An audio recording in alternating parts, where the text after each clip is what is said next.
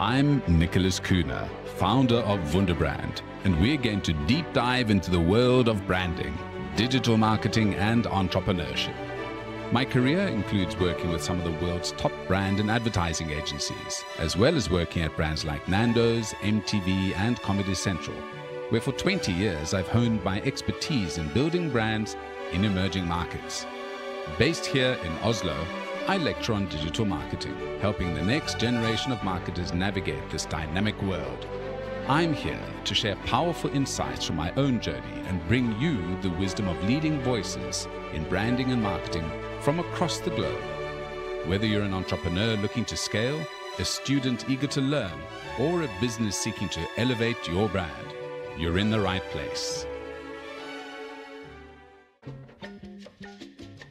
Well, hello everyone. Super excited to have a fantastic podcast specialist with us today. We've got Roy, the Podfather, Coughlan. We had a bit of banter beforehand in terms of how do you pronounce, anyway, so we'll go into that later. But Roy is a serial entrepreneur. He's got not 5, but 6 podcasts going on at the moment. He's edited over 1,200 episodes himself, including more than 100 live episodes featuring guests such as Mickey Willis, David Icke, Thomas Renz, and others. So this is really the guy you want to speak to about making podcasts. He's got his own ones as well. Roy, thank you so much for coming on board tonight. Thank you, Nicholas, for having me on your show. Looking forward. I'm in Oslo. I'm going to take it you are not in Ireland. I'm in a place called Łódź in Poland, which is the second biggest city, about 100 kilometers south of Warsaw, right in the middle of Poland. Okay. So they like potatoes in Poland. they have a better use of potatoes. So why Poland of all places? The sunny weather and great sausages? They have the seasons. So, I'm 17 years here. So that's one thing. Now it's about 30 degrees and it's probably too hot. And, when I'm ringing my mother, she's just complaining. She's the heating on in Ireland. It's raining and it's like, I don't want to go back. I love the people in Ireland and the scenery and everything. But it's very hard to kind of know the 2 weeks of the year that you're going to have good weather. The reason I brought up Poland is obviously you've got a podcast, which is Learn to Speak Polish. Learn Polish podcast. One of the things that you do is help a lot of podcasts get into the top 10 of their various categories. I see that 4 of your podcasts have got into the top 0.5% and your crypto podcast in the top 1.5%. These are spectacular numbers. It's something like 93% of podcasts don't get to 50 episodes and another 70-80%. So this is really, and I found it in my own journey, just getting past that hump. I'm on about 70 episodes at the moment. So I'm over that 50 mark. So I'm gunning for the 100 mark. But let's maybe talk about a couple of top tips from yourself who's edited and created these fantastic podcasts. How to create stamina podcasts. Everyone knows this, what technology, they can go on YouTube and Google what microphones, but what are the fundamentals for starting a successful podcast? A lot of people think it's the marketing because there's so many people out there and a lot of coaches are saying, do it this way. When you check their podcasts, a lot of them aren't even in the top 10%. So what I say, and I think you have hit the nail on the head with your show, it's have engaging conversations. Because I've listened to a few of your shows. I always do it when I'm coming on as a guest because you have to respect the podcaster. They're giving you their time and their audience. And so you shouldn't just turn up, which you probably know some people just turn up and they don't even know what your show is about. You have to respect, it has to go both ways. And when it's a decent conversation, like you might be crap at marketing, but if you've got a decent conversation and you get listeners, they'll come back next week. Then they'll share it with people, and that's all you want. And a lot of people, they don't think of that. They just kind of market, or they blast out. Like some people are doing 3 a day. And it's possible you can do that. So it wasn't that you just kind of winged it and said, here's Roy, who's he? Like, because I've been on shows where people go, like I've been on one show and the guy is like a serious entrepreneur. He was like speaking on stage to 10,000 people. I'm going to say his name, but it was like what did we say we were going to talk about again? And we're just about to do a recording. And because I'd done my homework and I remember what we agreed, I was able to say, we said we'd talk about blah, blah, blah, blah. And it ended up being a good interview. But you can't just wing it. And some people wing it and they just kind of, yeah, let's have a chit chat. And that's grand. But if you look at the successful ones like Rogan, Patrick Bet David, they have their preparation done. Some people think it's just a conversation. You see the amount of homework that Patrick Bet David and his team, they make it look like they're just having a conversation. Everything is planned out, and it's an important one. Learning a bit more about is kind of touching on current affairs. And it's hard if your podcast, because most of my podcasts aren't kind of like that, so you'd be kind of deviating. But if you include current affairs, it helps, because when you put out the title relating to, say, Trump recently or something like that, because people are searching that, there's a good chance they'll find your podcast, which in turn, they like your style, they'll keep listening. Good. Well, those are some points that you won't necessarily get from other podcasters. And I think it depends on what type of podcast you're doing. For example, with your Polish podcast, there's opportunities to do current things. Even though you're doing a podcast on language, you can localize it, make it relevant to current affairs. And I think that's one of the successes of your channel, of your show.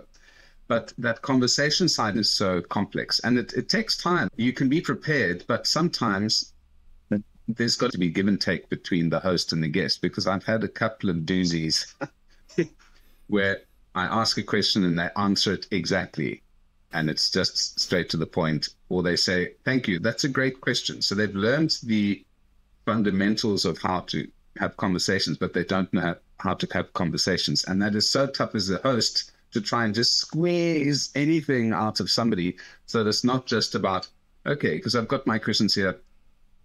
How do you maintain your energy?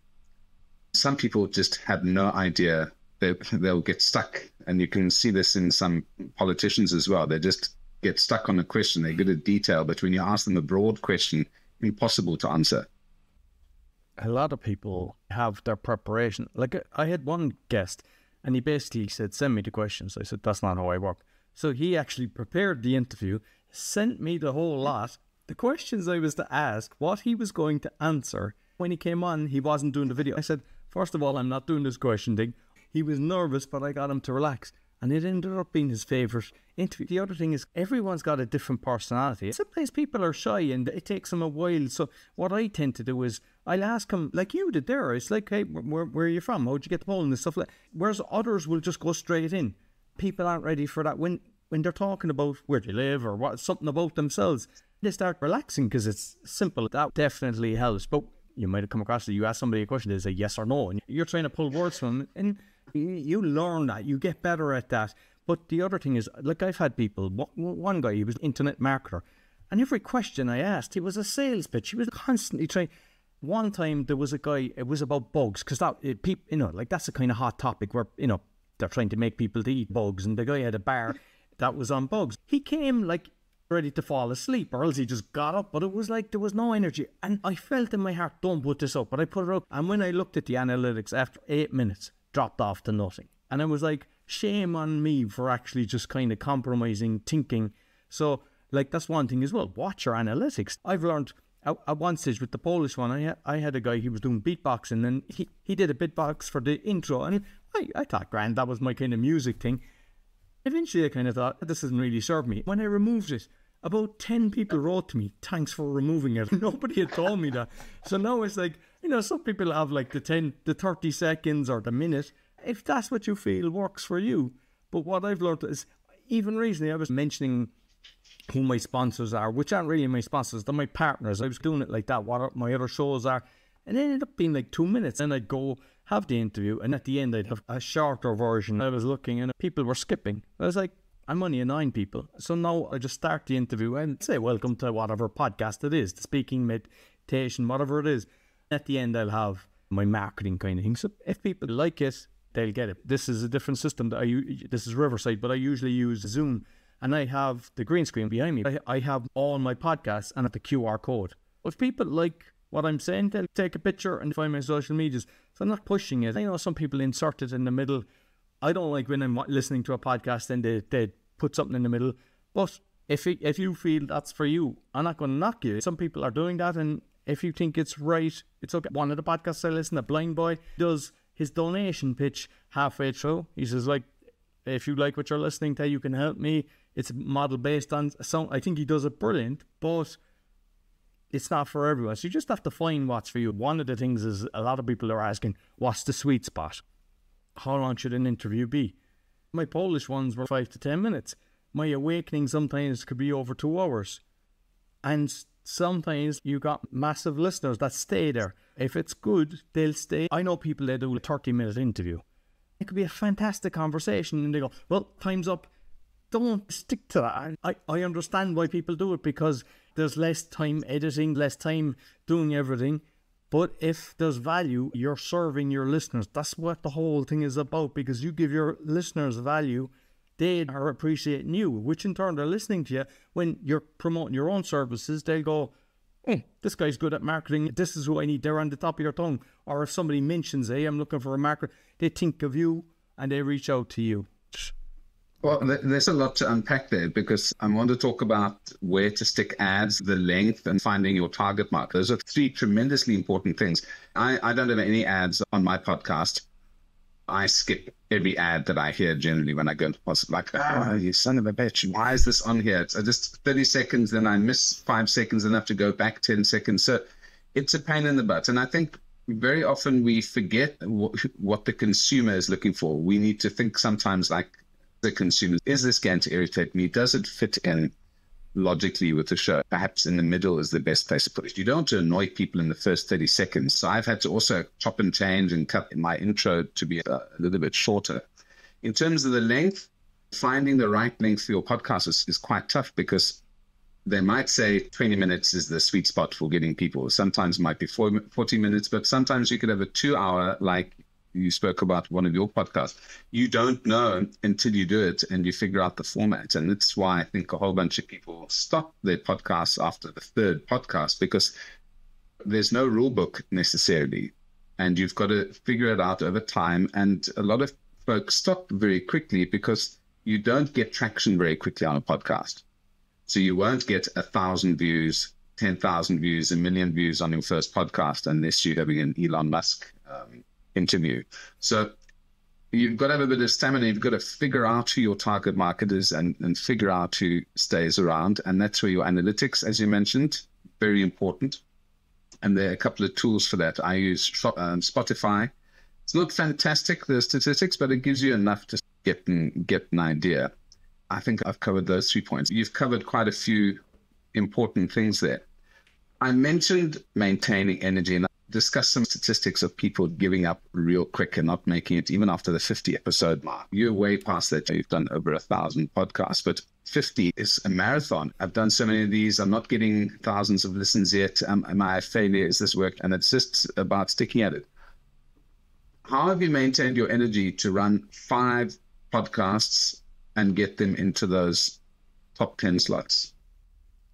Oh, just based on the first thing that you said, and I think it's very important. A lot of people are comparing themselves to the big boys. Like, you look at YouTube, Mr. Beast, and you look at Rogan and all these, and you're going, oh, they've got me. And you're just comparing yourself to the big boys. The reality is, if you go into a room to speak in front of people and 20 people turned up, you'd be delighted with yourself. You'd be like, 20 people are in this room to listen to me speak. And next week you're coming back again, and there's still 20, maybe 21, maybe 2 left, and another couple. You'd keep doing it. But for some reason, people think that's a failure in the podcast. And it's like, as you said, you're not going to just get it immediately where there's thousands and thousands. You build it, and something will happen. Somebody will do a post. I've seen jumps so many times. Somebody will reach out and say, hey, we like what you're doing, and we put it into our chats, and they blast it out in an email. Things that you've never tried, like, or you can reach out to bloggers that are on it, or you find a Facebook page, and it just clicks, or a Reddit group. I mean, most of them, Reddit, I don't get it. I've tried reading books on it, but it worked for the Polish one, and people accepted it, and it got good traction. I don't know what percentage came from Reddit or whatever, because it's hard to know where all the leads come from. Just not to throw in the towel when you think, if it's 10 and you get to 11 next week, celebrate your 10% increase. There'll be times you'll do something and there'll be a dip, and then just kind of go, what happened? I track my stuff. I have an Excel sheet for everything. I put out videos on YouTube, BitChute and Rumble. I'm tracking it daily. It doesn't take me that long. If I see the numbers going back, I go, what's wrong? I try to grow it 1% a week. If it's a 0.5%, I put it yellow. If it's 1%, I put it green. And if it's 2% or more, I put it purple. I try to get everything as purple as I can. When you're looking at it like that, you're going, why isn't this one moving? And then you go, I forgot to post it. For example, the Polish one, I share that on 50 different places. Foreigners in Łódź, foreigners in Warsaw, foreigners in Poland, Chicago, there's a big Polish community there. Even in Norway, there's a big Polish community because a lot of Polish people went to Norway. They went to Germany. So I go to them groups and I'm posting so they're relevant. So even if they're Polish people, a lot of them have married or they're dating the actual locals. So they're going, hey, you should look at this. And it's like, because if they're visiting Poland, they want them to have a few words to talk to the parents or the grandparents or for the kids. When you're doing your marketing, try to find where your audience will be. Some people just blast it out everywhere and they just hope for the best. And it's like, if you kind of like the Reddit, find the groups like Learn Polish groups. I'm hoping to find somebody that can navigate that for me and tell me how to do it properly. A lot of times you get kicked out. I mean, the Crypto Podcast, one, they're delighted with me writing, thanks very much, keep sharing stuff. And every other one is like, they strike me, they remove me, they say you can just read stuff, you can't post stuff. And with your audience, depending on the topic you're doing. For example, my Awakening one is exposing fraud and corruption, but with solution. You're attacked at times. Even the Polish one. Some people hate Poles and they're just attacking me. I never let it get to me. And I think that's why people throw the towel as well. They take it on board. So you could get 10 people complimenting your podcast or guests that you've on and saying beautiful thing. And one person says something nasty. And you put your energy towards that. So make sure you don't fall for that. I've seen a lot of people exposing stuff. They couldn't handle the people attacking them. And it's like, you remove them, or you report them, or just leave it if it's not too bad, because your fans will actually defend you and start attacking them. And most of the time, these people that are doing that, they're not proper. They're either bots or they're just like people, like hurting people hurt, as you know. So don't take it on board. And I think if you can kind of have them kind of safeguards, you won't throw in as much as a lot of people do. Well, I have a wonderful quote for this. I can't remember exactly who it is. It might be Oscar Wilde, but there's only one thing worse than being spoken about, and that's not being spoken about. So again, to that point, as soon as you've got haters or detractors, that means that people are actually listening. I just want to extract what you just said now, the most important thing, and it's that 20 people in a room. There are 20 real human beings taking time out of their day to listen to your programs. It's starting from that point. Like being a salesman of insurance, you start with your family, friends, and then once you've run out of those, you go into the wider market. And even if you just get 1% per week, because if you multiply that, I mean, what is the best return you've had on a podcast? Because 1% a week is going to result in something like 1,000% a year increase, or 1 million, I don't know, some ridiculous amount. Yeah, it's more than 100% because compounded, it adds up. People don't realize that. The numbers just keep growing. I remember the first 3 weeks before I got to 100 downloads, I was going around, I said, did you download it yet? Did you play it yet? Like a success getting to 100 total downloads. Then it was like 1,000. And I remember when I got to 1 million, with a few of the podcasts combined, it stopped becoming about the numbers. It was more about the message. Some people only go on shows that are a certain level. And for me, if one person hears the message and it touches them, I believe just the way the universe works, it reaches the person that needs it at the right time. And you might never know what you've done for somebody's life or the ripple effect. Or you could give a marketing tip that they just take on board. They might never write you. They might never give you a thumbs up. And you could save them from losing their house just based on them going, hey, that sounds good, I'll try that. And it turns their life around. You just don't know. Or you could get a few people started on a show. You'd have people reaching out to you, hey, how'd you do a podcast? And you don't know, the next guy might teach him, and the next guy teach 100 people. And somebody could actually make a massive impact in the world. You would never know it's because of you. So it's like, just do the right thing.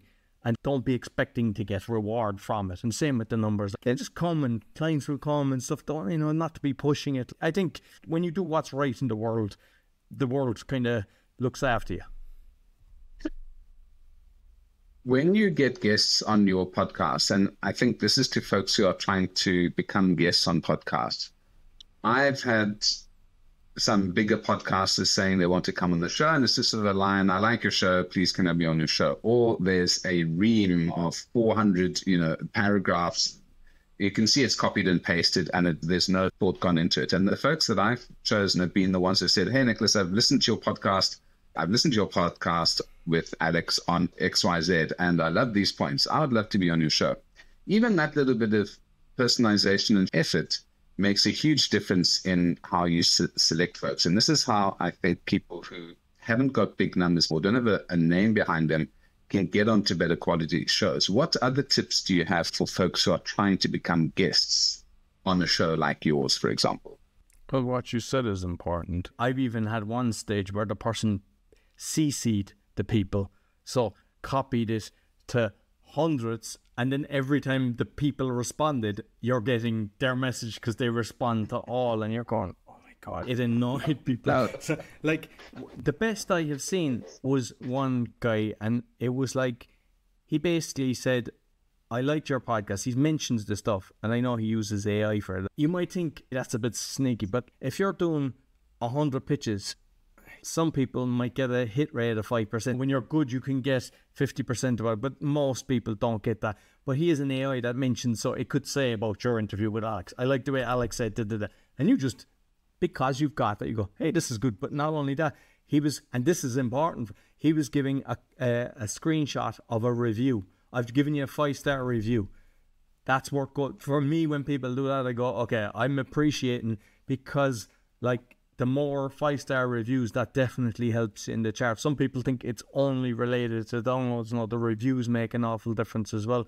And when people are searching different podcasts and they see, wow, this guy's got 1,500 reviews, and he's like I've had at one stage 5%, like 5-star of 1,500 plus. Some of them went down to like 4.8, and you'll always get the hater as well, who just kind of like Polish down as the polls. It was funny, like one of the Polish reviews, the guy says, I like it because it's actually with my ex-wife, I like Camilla, but Roy drives me crazy because I talk about stuff on the Awakening. I try to expose stuff, and I just throw in things to educate people, but I don't do it too much.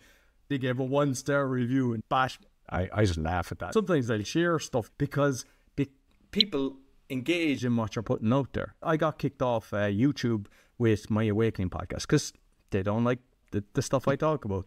I have lots of different YouTube channels for the different podcasts, and that one was kicked off early. But what I did is I took a screenshot of it and shared it around. I went from the top 1% to the top 0.5%, and my BitChute went way up. I didn't let it knock me, even though I use my own channel for all my podcasts, and I got a strike. They just gave me a strike recently. You ask them, what's this for? It's done by AI, because a 1.5 hour interview, they come back after 5 minutes. Yeah, we've reviewed it and it goes against our guidelines. You just have to be careful if you're doing stuff on exposure. So I have to be careful on that one, that it's not getting a strike. If you're having different channels, that's why I recommend to people do Rumble, do BitChute, and all of it, because you've got so many different audiences. You just don't know when something goes down or if they take a dislike to you. Because with TikTok, I got 9 violations. Some of them were for the Polish podcast. It was just because of the picture or something. You appeal someday, they take it away. But I was like, I don't want to be building this, because they'll just decide, okay, you're gone. And you hear people that did have millions of views and then they just disappear. With Spotify, I've got 4 with Spotify. One of my friends, they removed him years ago. He tried to get his RSS feed so he could move the podcast, and they'd engage in a conversation, and then they just stopped writing them. He never got his podcast back. And just last week, I had a guest, Scott Bennett, talking about Trump, and Spotify removed it. Really? Yeah. I asked why, and they still haven't responded. So I'm like, do I need to move this? You think podcasting is safe enough and that you can, but sometimes there's censorship there as well. You have to just be careful. So this is something we need to tell our listeners, obviously. Don't talk about the polls, and don't talk about Trump with Scott Bennett. Okay, so we've taken those notes. I think it's an interesting point about different channels. I think this is something, I'm just stuck to Spotify, YouTube. I like the Google podcast, but that's gone now. So that's on YouTube, which is an absolute disaster. It's a pain in the backside. And then what else? Apple Podcasts. So it's on the main ones. And then if you're on Spotify, it goes to radio and a whole bunch of others. But I think some of these other channels, especially for perhaps your content, like going on Rumble and BitChute. What are the up-and-coming channels out there? Do you use Twitter at all, X? I have, but I don't really get much. There's a few of the socials that I don't really get. I mean, I had something like 8,000 followers, but I was following 4,000. And I knew that some of that was from earlier days when I was doing real estate. It was like you'd have a follow for a follow without even saying, hey, I'll follow you, you follow me. It was like systems were just kind of doing it automatically. And I was like, what's the point in having this? So I unfollowed everybody and it went down to like 4,000. And if I look, my engagement, sometimes there's nothing, sometimes there's a heart. But with the crypto, because crypto is big in Twitter, or X as they call it now, I tag people, and make sure you do that with all your guests as well. I have a form that I just say, you're happy with me tagging you, so that nobody can complain. Most people are, because they're trying to get their message out anyway. And they would share it, because they could have massive listeners. That gets a lot of traction as well, because people follow them. The same with the shorts. You create the shorts. A lot of time people do the shorts and just put it up. But you have to remember, most people are kind of lazy. They'll see something, they go, oh, it's interesting, but they're not going to go away and find Nicholas's podcast. What I do is I have my short with the link, and I have the Polish one. It looks like the Polish flag. You just grab their attention. Sometimes I put the episode in the comment. If you put the comment of the episode and share it on Facebook, the way the analytics work, they won't share it to nobody, so nobody sees it. So you have to start getting creative, and it's constantly changing. Recently with Facebook, where we put the shorts on that, and some of them were getting, like last week was the best I've ever seen. One was getting 1,800, another 1,500. So the 6 we put up, the lowest was like 200. And sometimes you'll see 3, 4, 6, 10. It's like, but it's just being consistent. And sometimes you go, okay, what do we do here? Even with YouTube, I'd use TubeBuddy, vidIQ and things like that. You'd be trying to get the search engine optimization, changing the title and thumbnail. And then the team would just post something. And I go, how did she do this? She got 4,000. Whereas I'd be really concentrating, getting, and the search engine it'd be like 49 out of 50. It might get 30 views. They would do nothing, just blast it out, and they get thousands. I've talked to friends that are doing brilliant on YouTube, and what I'm seeing is highlighting the actual word. So you have the picture and the text and highlighting the words. I'm playing with that at the moment. I thought it would do way better, but it doesn't seem to be. But the shorts are doing very well at the moment. And like TikTok, one video got 13,500 views, but now I'm getting 200, 250, and it's not going above that. Say with Instagram, I tried a lot of things. If you feel it's not serving you, you have to take into account your time. You can get Hootsuite, but I know when you use that, YouTube doesn't like it. You have to upload to YouTube. And sometimes the shorts are doing brilliant, and then a video, I have some videos like 20,000. One gets 20,000. What I've learned is I'm paying attention to what's actually the listeners love. And instead of me just doing everything, I've like, okay, I'm going to do more and more of this. So like sovereignty, common law, that kind of thing is like, people are really loving that. And that's an international thing. Like Australia love it and everyone is loving it. So like, I'm going, all right, I need to do more and more. I was thinking about it for a while and I said, I'll do a bit more. It's like, no, I need to concentrate heavily on that, because they're the ones that are getting like 10,000 views. Instead of you do something and you could be helping someone's health, you could be helping somebody, you know, with anything. But the listeners are kind of going, not for me. It's put your energy into what's actually giving you the most listeners. Roy, you're talking a lot about marketing and positioning and SEO, etc. Do you have a marketing degree? Has this all been learning on the job? And what can we say to folks who think, oh, I'm not a marketer, I'm not going to be able to do this? Maybe you've touched on a couple of the points in terms of just trial and error and practice, basically. Like, you don't need a marketing degree, but what you can do and you should do in any business, whether it's a podcast or whatever you're doing, if you're an entrepreneur, start buying books on marketing and don't just read it and put it aside. I have a lot of books. I used to subscribe to Glazer Kennedy for years, their newsletter. I bought a few Dan Kennedy books. You study the guys that I can see why the polls were reacting against you. You're being very... Those are just Irish names. So you're obviously just doing Irish marketing there. I must say, other people can do it as well, Roy. Make his homework for you. I do that every time I do a new business or whatever. I've got the books that I go, these are brilliant. But my headspace is reading that book based on what I'm studying. You have to reread it and then apply your new business or your podcast or whatever. When I started podcasting, I got a load of books. What I done was based on my own knowledge and just work. If you think you buy a book and the guy will tell you do this. I was interviewed by people asking me every single question, creating books on it. Then they done their own show and it wasn't really successful, but they're telling people how to get thousands of downloads. Sometimes we're getting books thinking this is going to help me, but you'll find some of the better marketers will give you good tips that will apply to any business and just action it. Like, don't be kind of making the book perfect and putting it back on the shelf. Get out your highlighter, get out your red pen, do that, and make sure you apply it. Don't just do it once, do split testing and everything, just constantly. Like, I'm constantly, like, involved. I mean, we're both involved with Podmatch. I mean, that's the best thing since sliced bread. That has made life so much easier. There's different groups and there's people speaking on it. You just pay attention to it. You can't just say, I'm a podcaster, I know what I'm doing. I'm constantly learning. I see courses. Even though you mightn't get anything, you get one thing. And that one thing could give you an extra 5%. And it's just about these different things. Like AI, for the Polish one I use, Podbean, that I pay for the AI on it. And it gives me titles. And it's like, oh, that's a good title. But then it gives me the description of what we talk about. Before, it was just the cut and paste of the exact same thing. And then I just put down what we discussed. That was the thing that I was changing. Whereas this just gives a description of everything that we discussed. The numbers just went way up. Plus with Podbean, that's sharing it to Samsung. You can add all these different things. You can add it to YouTube.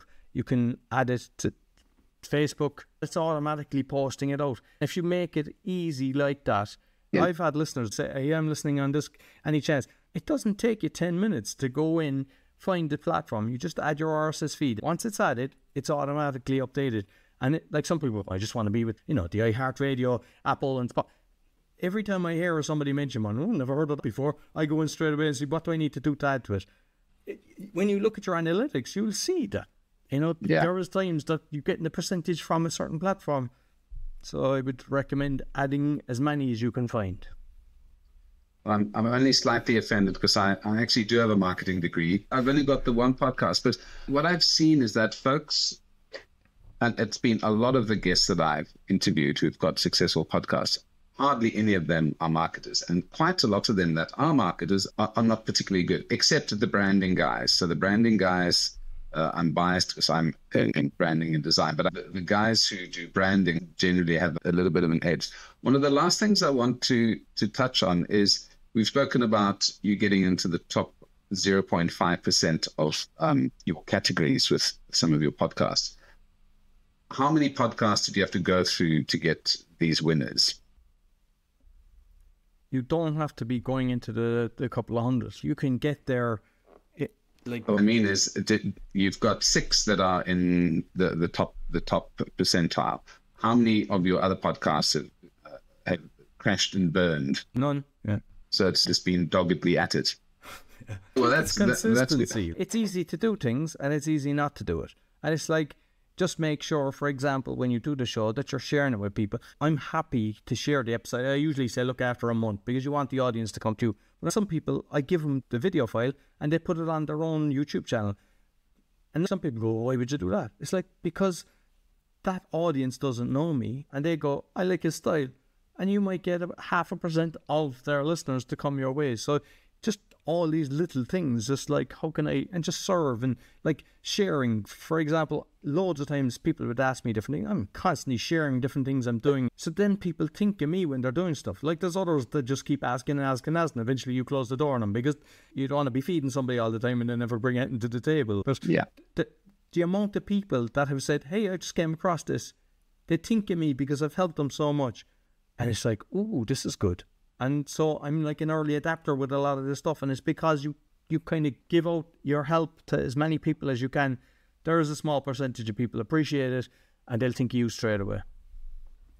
I think the main takeaway from this discussion today is that 1% rule. It is just that incremental improvement on a weekly basis. A lot of people think there's going to be a new microphone or new technology or sharing it on one channel is going to give me this huge boost. It's often like it's that Japanese phrase, Kaizen. It's that incremental improvement. And obviously I did a bit of research on you, and you've got a background in project management, so you're using that to consistently improve your podcast. And I love that 1% here and there adds up and compounds over time. So I think if people can take that out of this discussion, I'd be super happy.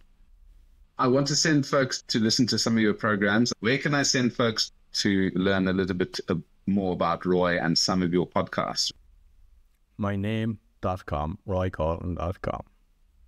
I'll have to spell that out for folks because the way you pronounce it and the way it's spelled is completely different. Roy, it's been a true pleasure chatting to you. We could go on for 2 hours, but I've got a cat scratching at the door which needs to be fed, so I need to go and deal with that. But I'm going to take a listen to some of your other episodes, and definitely I'm going to start doing that 1%. I've been trying to get those big gains, and I think I just need to do 1% per week, and I'm sure I'll see some significant growth over the next year. Thank you so much for joining me. To be honest with you, you've got a fantastic style. I've listened to some of your shows, and I know that you'll be more successful continuously. Thank you very much. I thoroughly enjoyed the conversation.